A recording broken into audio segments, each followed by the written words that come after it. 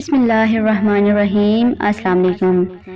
آسمان سے اتارا گیا لذیذ اور معجزاتی غذا، یہ کھانا بنی اسرائیل پر کب اور کیوں نازل کیا گیا تھا؟ کیا یہ غذا جنت سے آئی تھی یا زمین پر پیدا ہوئی تھی؟ بنی اسرائیل نے ایسی کیا نافرمانی کی تھی کہ اس کا اثر آج تک ہر طرح کے کھانے میں موجود ہے؟ جب اللہ نے قوم بنی اسرائیل کو مصر سے نکالا اور فرعون سے نجات دے دی تو بنی اسرائیل نے حضرت موسیٰ علیہ السلام کی رہنمائی میں بحیرہ احمر کو پار کیا اور فرعون اپنے لشکر سمیت سمندر میں غرق ہو گیا۔ جب حضرت موسیٰ علیہ السلام کو اطمینان نصیب ہو گیا تو اللہ کا حکم ہوا کہ آپ بنی اسرائیل کے اس لشکر کو لے کر ارض مقدس یعنی شام میں داخل ہو جائیں، جس مقدس سرزمین کا وعدہ بنی اسرائیل سے لیا گیا تھا اور جو انہیں عطا کی جانے والی تھی۔ اس وقت ارض مقدس پر قوم عمالقہ کا قبضہ تھا، جو بدترین کفار تھے اور بہت طاقتور جنگجو اور نہایت ظالم لوگ تھے۔ حضرت موسیٰ علیہ السلام بنی اسرائیل کو ہمراہ لے کر عمالقہ سے جنگ کے لیے روانہ ہوئے، جن کی تعداد 6 لاکھ تھی۔ لیکن جب یہ لوگ ارض مقدس کے قریب پہنچے تو ان کے دل میں خوف طاری ہو گیا، بزدلی پیدا ہو گئی۔ انہوں نے حضرت موسیٰ علیہ السلام سے کہا، اس شہر میں جبارین ہیں، وہ بہت ظالم اور زور آور اور زبردست ہیں، لہٰذا جب تک یہ رہیں گے ہم ہرگز وہاں داخل نہ ہوں گے۔ یہاں تک کہ بنی اسرائیل نے حضرت موسیٰ علیہ السلام سے یہ کہہ دیا، آپ اور آپ کا خدا جا کر ان سے زبردست جنگ کریں، ہم تو یہیں بیٹھے رہیں گے۔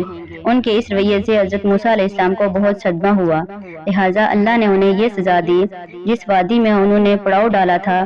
40 سالوں تک وہ بھٹکتے رہے مگر اس میدان سے باہر نہ نکل سکے۔ اس میدان کا نام میدان تیہ تھا، جو 27 میل کے رقبے پر مشتمل تھا۔ روایت ہے کہ بنی اسرائیل کے لوگ سامان اٹھا کر سارا دن چلنے کے بعد رات ایک جگہ پر پہنچتے تو جب صبح ہوتی تو وہ اپنی پہلی والی جگہ پر موجود ہوتے جہاں سے وہ چلے تھے، لہٰذا بنی اسرائیل اب اس میدان میں پھنس چکے تھے۔ ایک ہفتے میں سب کا سارا سامان ختم ہو گیا تو ساری کی ساری قوم توبہ استغفار کرنے لگی اور معافیہ مانگنے لگی۔ میدان تیہ میں ہونے والے اس سخت امتحان اور مشکلات کو دیکھ کر حضرت موسیٰ علیہ السلام کو اپنی قوم پر رحم آیا اور انہوں نے اللہ کی بارگاہ میں اپنی قوم کے لیے دعا کی، لہٰذا اللہ نے بنی اسرائیل کے لیے اس میدان میں بے شمار عطائیں اور نعمتیں نازل فرمائیں۔ جب بنی اسرائیل کو پیاس کی شدت محسوس ہوئی تو حضرت موسیٰ علیہ السلام نے اللہ کے حکم سے اپنا عصا ایک چٹان پر مارا تو اس چٹان سے بنی اسرائیل کے لیے 12 قبیلوں کے لیے 12 چشمے جاری ہو گئے۔ یہ وادی وسیع میدان میں پھیلی ہوئی تھی، وہاں سر چھپانے کے لیے کوئی جگہ نہ تھی، تو دن کے وقت بنی اسرائیل بدحال ہو جاتے تھے۔ دھوپ سے بچاؤ کے لیے ایک سفید بادل سارا دن بنی اسرائیل کے لوگوں کے لیے سایہ کرتا تھا اور رات کے وقت میدان کے بیچ ایک چمکدار ستون اترتا تھا جس کی روشنی میں وہ لوگ کام کاج کرتے۔ اس کے علاوہ بھی اللہ نے ان پر بہت سی عنایتیں کی تھیں۔ انہی عنایتوں اور نعمتوں میں ایک نعمت من و سلوہ تھا۔ ان لوگوں کے کھانے کے لیے اللہ نے آسمان سے 2 قسم کی غذا اتاری تھی، ایک کا نام من اور دوسری کا نام سلوہ تھا۔ من شہد جیسی میٹھی غذا تھی۔ انجیر کے کتاب خروج میں لکھا ہے، جب وہ شبنم سوکھ گئی تو انہوں نے دیکھا میدان میں چھوٹی چھوٹی گول چیز پڑی ہے جیسا کہ پالے کے دانے۔ بنی اسرائیل نے جب دیکھا تو کہا، من یعنی یہ کیا ہے؟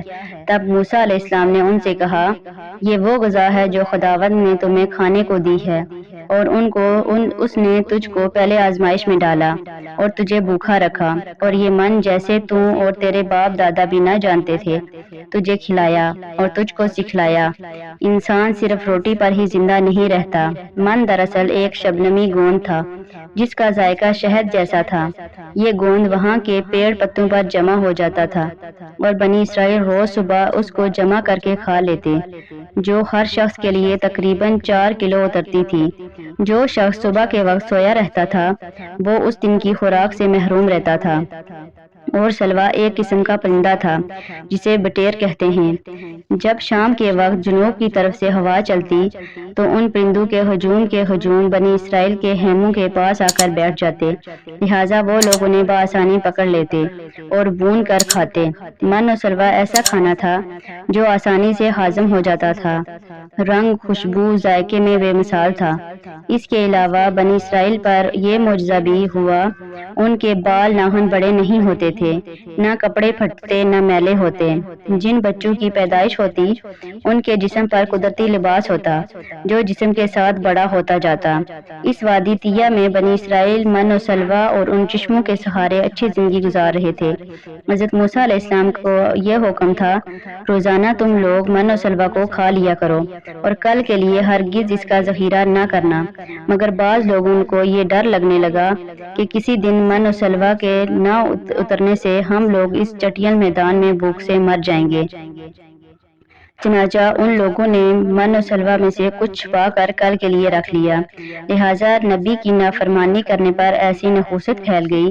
جو لوگوں نے کل کے لیے جمع کیا تھا وہ سب سڑ گیا اور آئندہ کے لیے اس کا اترنا بند ہو گیا۔ ایک حدیث مبارکہ میں رسول کریم صلی اللہ علیہ وآلہ وسلم نے ارشاد فرمایا کہ بنی اسرائیل نہ ہوتے تو یہ کھانا کبھی خراب نہ ہوتا اور نہ گوشت سڑتا۔ کھانے کا خراب ہونا اور گوشت کا سڑنا اسی تاریخ سے شروع ہوا، اور اس سے پہلے نہ کھانا بگڑتا تھا اور نہ گوشت سڑتا تھا۔ ہم نے دیکھا خدائے برحق نے بنی اسرائیل کی نجات کے لیے سمندر کو چیر کر راستہ پیدا کیا۔ وادی طیہ میں بادلوں کا سایہ، ان کے پینے کی خاطر چٹیل میدان میں پانی کے چشمے جاری کر دیے، کھانے کے لیے من و سلوہ بھیجا۔ ان تمام نعمتوں راحتوں کے باوجود بنی اسرائیل کے سرکش لوگوں نے اللہ پر توکل نہ کیا۔ انہوں نے خدا کے معجزات کو اپنی آنکھوں سے دیکھا تھا، اس کے باوجود کھانے کو اگلے دن کے لیے جمع کرنا شروع کر دیا۔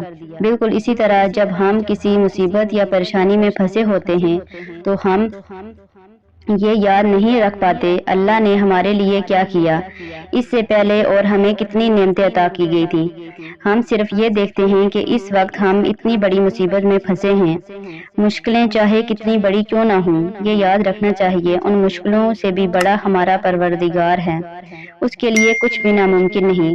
اسی طرح رزق کی خاطر آنے والے دنوں کی فکر نہیں کرنی چاہیے، کیونکہ خداوند پر بھروسہ رکھنے والوں کو وہ غیب سے رزق عطا کرتا ہے۔